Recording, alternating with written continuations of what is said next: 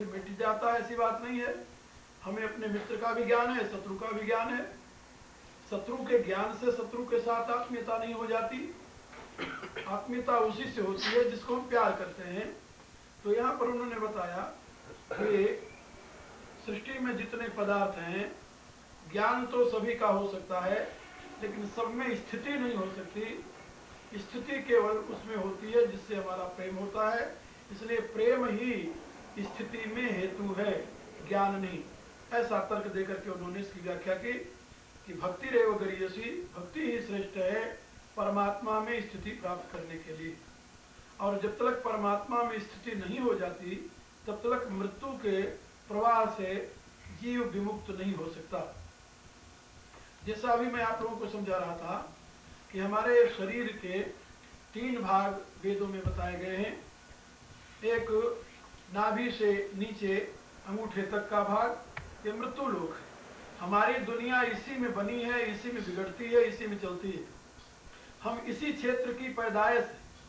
आप जरा कल्पना कीजिए अपने जन्म के विषय में और अपने जीवन के विषय में, आगे अपनी संतानों के विषय में, अपने संसार के विषय में, तो आपको यही सत्य प्रतीत होगा कि नाभि से ऊपर नहीं बल्कि नाभि से नीचे की हम संतान हैं, और नाभि के नीचे से ही हमारा संसार बढ़ता है।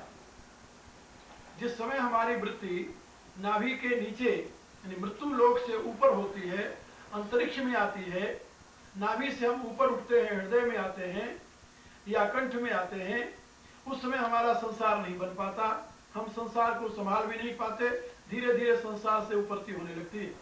और यदि कहीं सौभाग्य से हम दिवलोक में पहुंच जाएं, कंठ से ऊपर ब्रह्म चक्र में पहुंच जाएं, आज्ञा चक्र में पहुंच जाएं, फिर हमारे लिए दुनिया ही नहीं रहती, दुनिया ही समाप्त हो जाती है, दुनिया का वजूद ही समाप्त हो जाता है।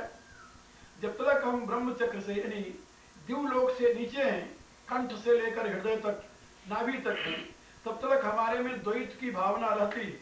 हमारे लिए देवलोक होता है, हमारे लिए स्वर्ग लोक होता है, हमारे लिए और दिव्य अनुभूतियां होती हैं। हमारे हृदय में पुत्र की भावना होती है, परमात्मा को पिता के रूप में हम देखते हैं। द्वैत होता है वहां पर, लेकिन वह द्वैत दिव्य होता है, यानी मृत्यु में नहीं होता। मृत्यु में संसार तो नाभि के नीचे है, ये बात याद रखो। मृत्यु में संसार जो है वो नाभि के नीचे, वहीं बनता है, वहीं बिगड़ता है, वहीं मरता है, वहीं जन्मता है, सब कुछ उसके नीचे होता है। आप लोग शायद जानते होंगे या नहीं जानते हो तो सुन लें।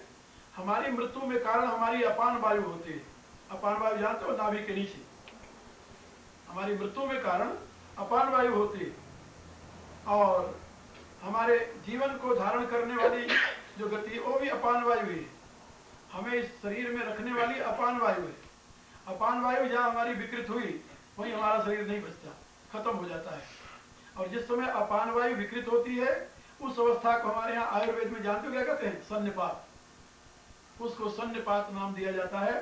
सन्निपात माने मृत्यु का अंतिम स्टेज, अंतिम स्तर। फिर उस अवस्था में पहुंचा हुआ व्यक्ति जी नहीं सकता।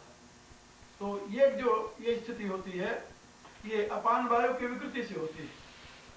किसी भी प्रकार से अपान वायु विकृत हो जाए तो आप जो कुछ अंदर भोजन करते हैं, तो भोजन को खींचता कौन है अंदर? आप इसको स्टोमक में ले करके हजम करके बाहर फेंकने का काम कौन करता है? अपान वायु।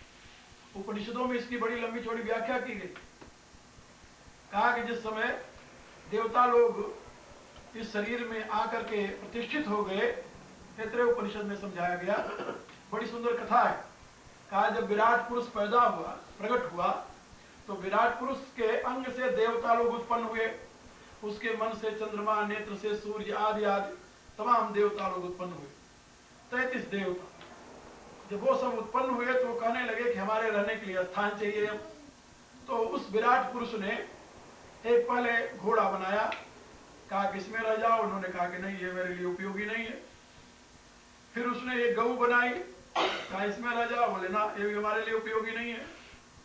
फिर अजा और भी अनेक प्रकार के पशु पक्षी, ये लाक्षणिक कथा है, सिंबॉलिक। यानी कहने का प्राय कि तमाम सृष्टि के अन्य प्राणियों को बनाने के पश्चात देवताओं ने सबको रिजेक्ट कर दिया कि नहीं, ये हमारे लिए उचित स्थान नहीं है। क्योंकि देवता उस विराट पुरुष के जिस अंग से प्रकट हुए थे, उनको तो वैसे ही स्वरूप की आवश्यकता थी। आखिर में परमात्मा ने स्वीकृति यानी सुंदर कृति एक मनुष्य का रूप बनाया। आखिर में मनुष्य की रचना की। मनुष्य की रचना करके देवताओं से कहा कि ये देखो, तो उसको देख करके देवता लोग नृत्य करने लगे, आनंद में मग्न हो गए और उन्होंने कहा सुकृतम एव आव, यही सुंदर कृति है, यही सुंदर कृति है। ऐसा कहते हुए जिस अंग से जिस देवता का आविर्भाव हुआ था, विराट पुरुष के जिस अंग से जिस देवता का आविर्भाव हुआ था, वह देवता उस मनुष्य के उसी अंग में प्रवेश कर गया। जैसे नेत्र से सूर्य की उत्पत्ति हुई थी, तो सूर्य की शक्ति मनुष्य के नेत्र में प्रवेश कर गई, चंद्रमा की शक्ति मनुष्य के यानी मन में प्रवेश कर गई। जो देवता जिस अंग से उत्पन्न हुआ था विराट के, उसी अंग में प्रविष्ट हो गया। अब देवता लोग शरीर में प्रविष्ट तो हो गए, लेकिन देवताओं के रहने मात्र से तो शरीर उठा नहीं, शरीर तो मृत पड़ा हुआ था। फिर क्या किया जाए? फिर परमात्मा ने देखा कि ये बिना मेरी शक्ति के ये कोई उठ करके खड़े नहीं हो सकते। तो परमात्मा स्वयं विवृति मार्ग से, यहाँ पर ये ब्रह्मचर्य जिसे मैं बताता हूँ, इसको विवृति मार्ग कहते हैं। आप लोगों ने देखा होगा जब छोटा बच्चा पैदा होता है तो यहाँ पर गड्ढा होता है, गीला होता है, गड्ढा होता है, कटासा होता है, बहुत नरम स्थान होता है, इसको तालू कहते हैं अपनी भाषा में। तो इस मार्ग से उस परमात्मा ने पुनः अपनी शक्ति को प्रवेश किया, तो वह उठ करके खड़ा हो गया पुरुष। जब उठकर खड़ा हुआ, अब उसके लिए भोजन की समस्या आई। तो पहले उसने भोजन को उठाया, तो सबसे पहले उसने आंख से भोजन को देखा, लेकिन उसे तृप्ति नहीं हुई। फिर उसने नाक पर ले आया भोजन का, फिर भी उसकी तृप्ति नहीं हुई। तो कान से ले आया, कान से तृप्ति नहीं हुई। यानी उसमें एक कथा बताई गई है कि वो यदि इन अंगों से भोजन को ग्रहण कर सकता, तो केवल देखने से, केवल सुनने से, केवल सूंघने से उसकी तृप्ति हो जाती। लेकिन ऐसा नहीं हुआ। जब कोई देवता उस भोजन को ग्रहण करने में सक्षम नहीं हुए, प्राण भी उसको ग्रहण करने में सक्षम नहीं हुआ, समान भी नहीं हुआ, उदान भी नहीं हुआ, बयान भी नहीं हुआ, जब कोई उसको ग्रहण करने में सक्षम नहीं हुआ, तब अपान को वो सौंपा गया। अपान, नाभि के अंदर जो प्राण वायु रहती है, नाभि के नीचे, फिर अपान वायु ने उसको खींचा अपनी तरफ। आज भी यदि आपकी अपान वायु विकृत हो जाए तो जो कुछ पेट में डालोगे तुरंत बाहर जाएगा, अंदर नहीं रह सकता जब तक उसका बैलेंस न हो। तो ये अपान वायु ने उसको खींचा और खींच करके फिर उसे हजम किया, और फिर अपान वायु और प्राण वायु के संयोग से बीच में जो नाभि और हृदय के मध्य में समान वायु है, उसने उसे हजम किया। और फिर अपान वायु ने उसके 3 फॉर्म बनाए, एक मल, दूसरा मूत्र और तीसरा रस। रस जो है वो पुनः लौट करके हृदय में आया, जिससे कि रक्त बन गया, उसमें रेड कॉर्पस्कल्स मिले तो। और मल मूत्र जो था वो अपान वायु के प्रवाह से नीचे चला गया। यदि अपान वायु काम करना बंद कर दे तो मल मूत्र विसर्जन होना बंद हो जाएगा, आदमी मर जाएगा तुरंत। तो हमारे जीवन धारण में अपान वायु ही काम करती है। ये मृत्यु लोक का प्रवाह जितना चलता है वो सब मृत्यु लोक के एक्टिविटी से चलता है। अब उसमें योगी ये आपको बताता है, विद्वान ये बताता है कि मृत्यु लोक की उपयोगिता है। मृत्यु लोक की उपयोगिता न होती तो आपको यहाँ जन्म लेने की जरूरत नहीं थी। इसकी उपयोगिता तो है, लेकिन इसमें रमण करने के लिए नहीं, साधन करने के लिए। इसको साधन मात्र यदि आप समझते हैं मृत्यु लोक को, फिर तो आपका कल्याण है इसमें। और यदि आप इसको साध्य मान लेते हैं, इसमें रमण करते हैं, इसको भोग की सामग्री मान के इसमें एंजॉयमेंट करने लगते हैं, तो जो एंजॉयमेंट है वो आपको इसमें गिरा देता है, फिर आपको ऊपर नहीं उठाता, फिर आप उसी में खत्म हो जाते हैं और फिर वो मृत्यु लोक के आप पात्र बनते हैं। यानी मृत्यु और जन्म के उस चक्र में आप चलते रहते हैं। ये उस उपनिषद में समझाया गया है, बड़े डिटेल में समझाया गया है इसको। तो मैं आप लोगों को ये बता रहा था कि हमारे जीवन के जो ये 3 क्रम है, अब इसीलिए भगवान ने गीता के 4थे अध्याय में बताया, अपाने जुहत प्राणम, पहले तुम अपने प्राण को अपान तक ले जाओ, और अपाने प्राणम तथा परे, फिर अपान वायु को खींचो ऊपर ले आओ, प्राण में डाल दो। तो प्राणापान गति रुद्धा प्राणायाम परायण, प्राण और अपान दोनों की जब गति रुक जाए, अपने आप सम हो जाए, तो तुम प्राणायाम में प्राण हो जाओगे। और ये प्राणायाम जो है ये परम तप है, तुम्हारे जीवन को शोध करके दिव्य बना देगा, ये जो उसकी प्रक्रिया है। खैर, तो उसमें ये बात समझाई गई कि जब तक तुम इस संसार में हो, संसार में रहते हुए मृतलोक का पूरा त्याग नहीं हो सकता। इसलिए भवतु निश्चय दार्ढ्याम दुर्धम शास्त्र रक्षम, यदि तुम ये निश्चय कर लो कि भगवत भक्ति के सिवा, भगवत समर्पण के सिवा और हमारे कल्याण का कोई दूसरा उपाय नहीं है, मृतलोक में और कोई ऐसा अवलंबन नहीं है जिसको ग्रहण करके हम इस संसार सागर से पार हो सके, तो तुम्हारे लिए ये निश्चय हो जाने पर भी शास्त्र रक्षण की दृष्टि से शास्त्रानुसार जो विधि निषेध में कर्म तुम्हारे लिए बताए गए हैं उनका भी तुम्हें पालन करते रहना चाहिए। क्योंकि सब कुछ छोड़ करके भगवान के ही भरोसे बैठ जाओ ऐसा तो संभव ही नहीं है, क्योंकि मलूक दास सब तो नहीं बन सकते ना। दास मलूक की कहानी सुनी होगी आप लोगों ने। भारत में एक संत हुए हैं मलूक दास, बड़े महान संत हुए हैं। उन्होंने एक दिन कहीं सत्संग में कथा सुन ली कि भगवान सबको देता है। तो उन्होंने बाद में जब कथा समाप्त हुई तो उन्होंने पूछा, स्वामी जी जो कथा कह रहे थे कि स्वामी जी यदि हम नहीं लेंगे तब भी भगवान देगा? बोले हाँ, भगवान देता है, सबको देता है, तुम्हें भी देगा। कहा यदि हम नहीं ले तो? कहा नहीं लोगे तब भी देगा वो, यदि जरूरत होगी तो। कहा यदि जरूरत पर भी मैं नहीं लूं तो क्या करेगा? कहा फिर जबरी देगा, डंडे मार कर देगा। अब उसने निश्चय कर लिया कि अच्छा देखा भगवान को कैसे देता है। उसने निश्चय किया कि मैं भगवान से कुछ नहीं लूंगा, यानी कुछ अन्न ग्रहण नहीं करूंगा। और गुरु ने बताया है कि भगवान यदि तुम नहीं सीधे लोगे तो डंडे मार कर देगा, देखे कैसे देता है। तो मलूक दास घर छोड़ दिए, जंगल में चले गए। बड़े सीधे साधे व्यक्ति थे युवा अवस्था में। अब उन्होंने निश्चय किया कि देखें भगवान कैसे देता है। घर से चले गए, जाकर एक घोर जंगल में बैठे। राजस्थान के रहने वाले थे। घोर जंगल में जाकर बैठ गए जहाँ की कोई आने जाने वाला नहीं। उन्होंने कहा कि देखो यहाँ बैठे हैं, भगवान कैसे लाकर देता है। तो एक दिन बीत गया, 2 दिन बीत गया, 3 दिन बीत गया। सोचने लगे कि वो स्वामी जी ने झूठ कहा था, 3 दिन हो गए भगवान तो आकर दिया नहीं। तो चौथे दिन जब बैठे हो तो वहां पर एक वृक्ष के नीचे देखा कि कुछ आहट आ रही है कहीं से आदमी के आने की। तो वो चढ़ गए उस वृक्ष के ऊपर, बरगद का वृक्ष था, उसके ऊपर चढ़ गए, बहुत दूर जाकर के बैठ गए। इतने में क्या देखा कि एक व्यक्ति आया और वो वहां पर बैठ करके उसकी झोली में कुछ लड्डू थे बने हुए।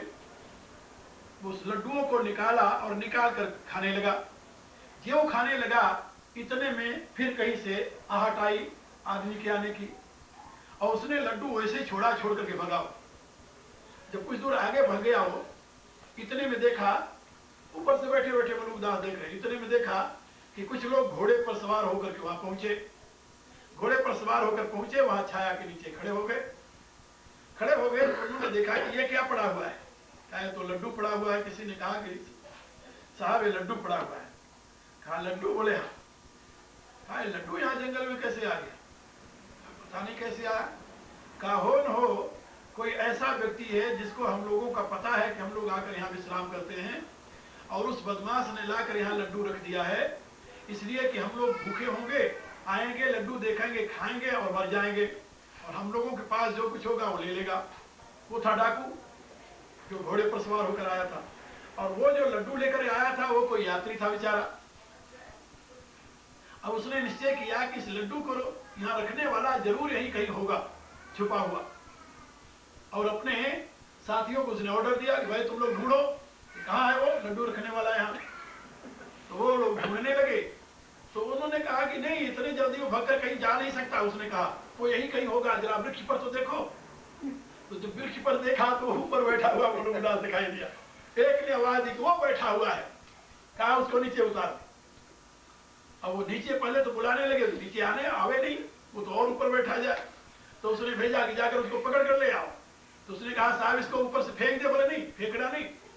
इस लड्डू से हम लोगों को मारना चाहता था, इसी लड्डू को खिलाकर इसे मारना है। हा? इसको ऊपर से फेंकना नहीं। तो पकड़ करके ऊपर से वो खींच करके उसे ले आया। जब नीचे उतारा तो उसने कहा कि खा लड्डू तू। वो तो मुंह बंद किया, वो कहे नहीं। तो उसने सरदार ने डाकुओं की कहा कि ऐसे नहीं मानेगा, इसके हाथ पांव पकड़ लो और एक व्यक्ति इसका जबड़ा खोलो और दूसरा उठाकर लड्डू डाल दो। परिणाम क्या हुआ? यही हुआ, दो ने पकड़ा उनके हाथ पांव को और एक ने उठा करके लड्डू जबड़ा खोलकर मुंह में डाल दिया। तब वो चिल्ला पड़े वही, अब समझ गए, अब जान गए, अब मान गए, अब मान गए, अब मान गए। वो सोचने लगे क्या बात हुई, मान गया क्या मान गया, क्या मान गया तो उन्होंने कहा कि अजगर करे न चाकरी, पंछी करे न काम, दास मलूका कह गया सबका दाता। यार राम डंडे मार कर खिलाता है, मेरे गुरु ने कहा था, तो मैंने आज देख लिया डंडे मार कर खिला रहा मुझे। देखा तो वो तो लड्डू लड्डू था, उसमें मरने वाली कोई बात तो थी नहीं। वो मलूक दास फिर संत बन गए, वहां से फिर लौट करके वो संसार में नहीं गए। तो मेरे कहने का प्राय कि सब मलूक दास तो बन नहीं सकते कि भाई अब तो राम देगा तभी हम खाएंगे। यहाँ तो चाह अपनी बनी रहती है, कुछ डिमांड भी बने रहते हैं। इसलिए नारद जी कह रहे हैं कि यदि ये निश्चय हो जाए कि अब हमें भगवान की भक्ति के सिवा और हमारा उद्धार करने वाला कुछ दूसरा साधन नहीं है, वही करना है, तब भी शास्त्र की मर्यादा की रक्षा के लिए शास्त्रानुसार काम करते रहना चाहिए। जैसे कबीर इतने महान संत थे, पैदा हुए थे ब्राह्मण के यहाँ, पले जुलाहे के यहाँ, और जुलाहे के यहाँ पलने के पश्चात भी उन्होंने जुलाहे का काम सीखा और आजीवन वो कपड़ा बुनना नहीं छोड़े, अपना काम करते रहे। इसी रूप से रविदास पैदा हुए चर्मकार के घर, जूता बनाने का काम उन्होंने नहीं छोड़ा, जब तक उनका हाथ पांव चला जूता बनाते रहे।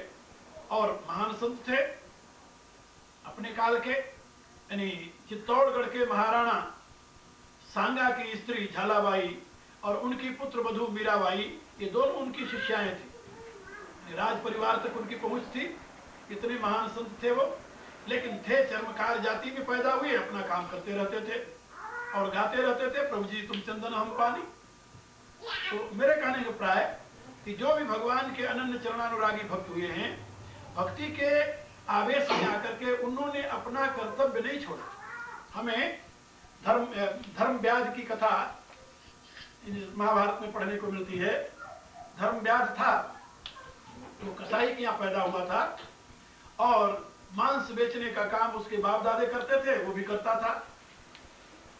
एक जाजली नाम का ब्राह्मण था, उसने जंगल में जाकर तपस्या की और तपस्या करके उस स्थिति में पहुंच गया कि एक दिन वो बैठा हुआ था, किसी पक्षी ने उसके कंधे पर बीट कर दिया और उसने देखा, बीट देखा तो उसको गुस्सा आया। उसने पक्षी की तरफ देखा, क्रोध से पक्षी जल करके गिर गया नीचे, उसके क्रोधाग्नि से। अब उसने सोचा कि अब मेरी तपस्या पूरी हो गई, मेरे देखने से पक्षी जल गया तो अब तपस्या में मेरे तेज आ गया है। अब वो अहंकार से घर से वहां से उठा, जंगल से पहुंच गया एक गांव में भिक्षा लेने के लिए। वहां पहुंचकर उसने बहुत भिक्षाम दे आवाज लगाई। घर की गृहिणी ने कहा पंडित जी अभी जरा प्रतीक्षा कीजिए, अभी मैं आ रही हूं।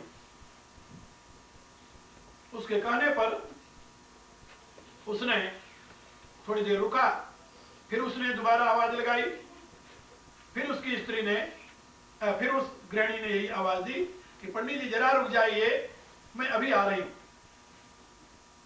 उसको गुस्सा आ गया। उसने कहा तुम जानती नहीं मैं कौन हूं, इतनी देर से मैं भिक्षा के लिए पुकार रहा हूं। उस देवी ने बड़े मधुर शब्दों में कहा कि पंडित जी मैं वो पक्षी नहीं हूं कि आप देख लोगे और मैं जल जाऊंगी, इसलिए आप शांति से खड़े रहें, मैं अभी आ रही हूं। अब उसको ये लगा कि मेरी उस पक्षी को जलाने वाली घटना इसको कैसे मालूम है, ये तो यहाँ घर में रहती है, मैं तो पक्षी जलाया था जंगल में। इसका अभिप्राय कि ये तो कोई पहुंची हुई संत है। वो खड़ा रहा वहां पर। थोड़ी देर बाद शीश काम नहीं बनेगा, तुम लोग उठो और अपने बच्चों को ले जाओ, उठाओ ले जाओ बाहर। तो उसने कहा कि पक्षी नहीं मैं। तो उसको लगा कि ये पक्षी को कैसे जानी, बैठा रहा। इतने में वो देवी बाहर निकली। उसने कहा कि देवी हमें भिक्षा नहीं चाहिए, अब हमें ये बताओ तुम्हें कैसे मालूम हो गया कि मैंने पक्षी को जलाया। उसने कहा इतनी बात करने की मुझे फुर्सत नहीं है, यदि आपको इससे अधिक जानना हो तो आप अमुक नगर में चले जाइए, वहां एक वैश्य है, वो आपको बता देगा सर। पंडित जी वहां से भिक्षा लिए नहीं, चल दिए उस नगर के लिए, उस वैश्य के यहाँ गए। वैश्य अपने दुकान पर बैठा सौदा तोल रहा था, लोग लेने वाले खड़े थे, वो तोल रहा था। पंडित जी ने जाकर खड़े होकर के उससे कहा कि मैं आपके पास आया। उसने नमस्कार किया और कहा बैठ जाइए। थोड़ी देर बाद फिर उन्होंने कहा कि मुझे कुछ आपसे बात करनी है। उसने कहा कि बात यह है कि आपको उस देवी ने मेरे पास भेजा है ना, तो अभी तो मैं शाम तक तो अपना काम करूंगा, यदि आप प्रतीक्षा कर सके तो शाम तक खड़े रहिए, फिर मैं आपसे बात करूंगा। और यदि आपको जल्दी हो तो इसी नगर में आगे चले जाइए, आपको एक व्याध मिलेगा मांस बेचने वाला, उसके पास चले जाइए, वो आपको समझा देगा।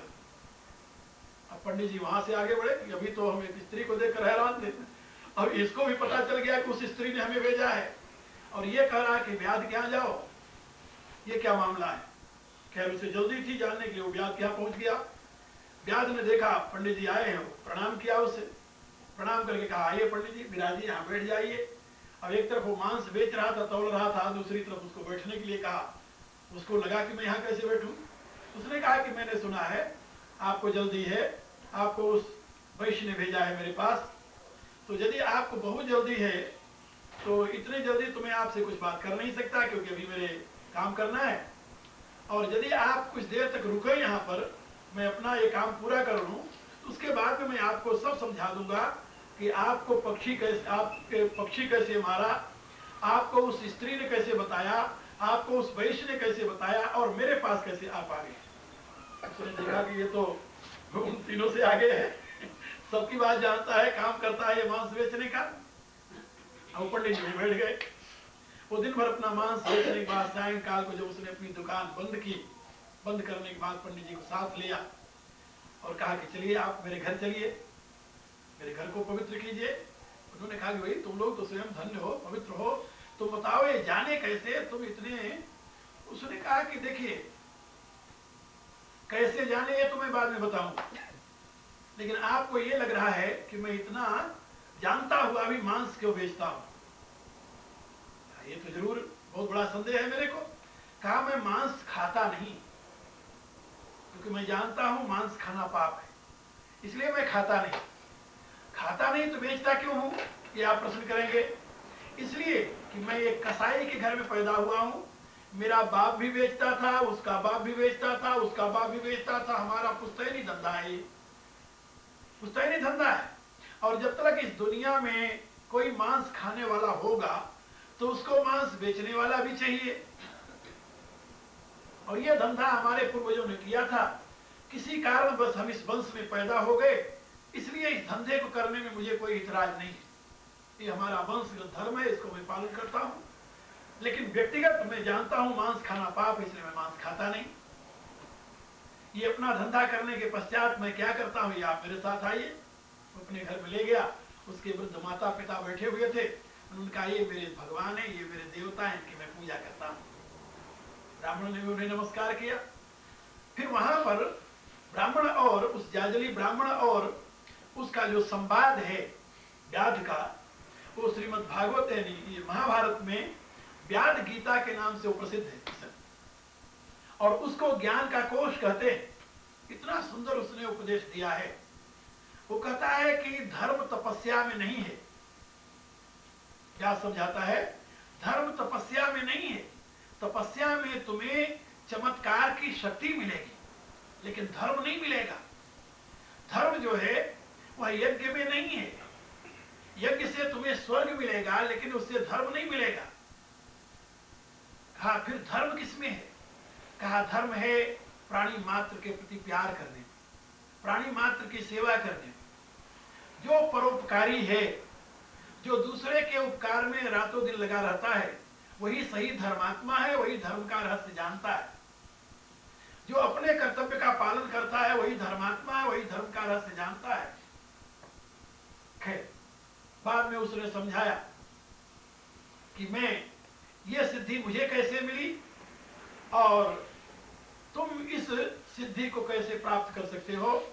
जाजली ब्राह्मण को उस व्याध ने जो उपदेश दिया है उसको व्यास गीता कहते हैं। मैं आप लोगों को ये बता रहा था कि हमारे इतिहास में बहुत से ऐसे महापुरुष हुए हैं जो निम्न जाति में पैदा होते हुए भी महान अवस्था को प्राप्त हुए, उच्च अवस्था को प्राप्त हुए, और उन्होंने अपने कर्म को नहीं छोड़ा। उन्होंने ये नहीं कहा कि मैं सो करूं कि मैं व्याध के यहाँ जन्मा था लेकिन मैं ब्राह्मण हूं तो इसलिए हमारी महिमा बढ़ेगी। नहीं, वो जानते थे कि महिमा ब्राह्मण बनने से नहीं बनती। ब्राह्मण बनने से महिमा बनती तो दुनिया में रावण पूजा जाता, फिर राम के पूजे जाते। राम तो क्षत्रिय के यहाँ पैदा हुए थे, रावण ब्राह्मण के यहाँ पैदा हुआ था। फिर क्षत्रिय की पूजा न होती, क्षत्रिय को लोग भगवान न मानते, ब्राह्मण को ही भगवान मान लेते। तो बात जाति से नहीं है, बात कर्म से। जिसका कर्म महान रहा है वो दुनिया में महान होता है। ये सिद्धांत प्रतिपादित करते हुए यहाँ पर नारद जी कहते हैं कि बहुत निश्चय दाढ़ाम दुर्धम रक्षण, ये निश्चय हो जाए कि भगवान के सिवा, परमात्मा के सिवा और कोई हमारा अपना नहीं है, और कोई दुनिया में रास्ता नहीं है। फिर भी शास्त्र रक्षा के लिए जो कर्म हमें मिला है, जो कर्तव्य हमारे साथ जुड़ा हुआ है, उसका निश्चय पूर्वक ईमानदारी से पालन कर। ईमानदारी से पालन करने वाला अपने कर्म का, एक वैश्य व्यापारी भी संत हो सकता है, एक व्याध भी संत हो सकता है, मांस बेचने वाला। और ये तो व्याध की कथा तो महाभारत काल की है। सदना कसाई तो भी हुआ है कुछ 100 वर्ष पहले, कबीर जुलाहा तो भी हुआ है, रविदास चर्मकार तो भी हुए हैं। और अभी की बात, शायद पहले भी मैं कभी आप लोगों की कहानी बताया हूँ, हरिद्वार के आगे ऋषिकेश जो है, ऋषिकेश से कुछ दूर पर एक नीलकंठ स्थान है, नीलकंठ महादेव। बहुत लोग वहां जाया करते हैं दर्शन करने। नीलकंठ महादेव में एक कालू राम भगत रहता है, और वो जात का भंगी, और उसका काम है झाड़ू लगाना। उसके हाथ में एक झाड़ू हमेशा, एक डलिया रहती, टोकरी, एक झाड़ू। और जिस रास्ते से यात्री वहां जाते हैं उस रास्ते की सफाई करता हुआ आपको कहीं मिलेगा। जिस यात्री ने कालू राम के दर्शन किए वो सोचता है कि हमारी नीलकंठ की यात्रा सफल हो गई, और जिसको उसका दर्शन नहीं हुआ वो सोचता है कि मैं महान पापी हूं, इसलिए शंकर जी ने दया नहीं की, उसका दर्शन नहीं हुआ मुझे। वो सिद्ध माना जाता है, वहां का भंगी है वो। और बहुत से ऐसे ब्राह्मण क्षत्रिय हैं जो उसको गुरु मानते हैं। नीलकंठ महादेव में रहता है।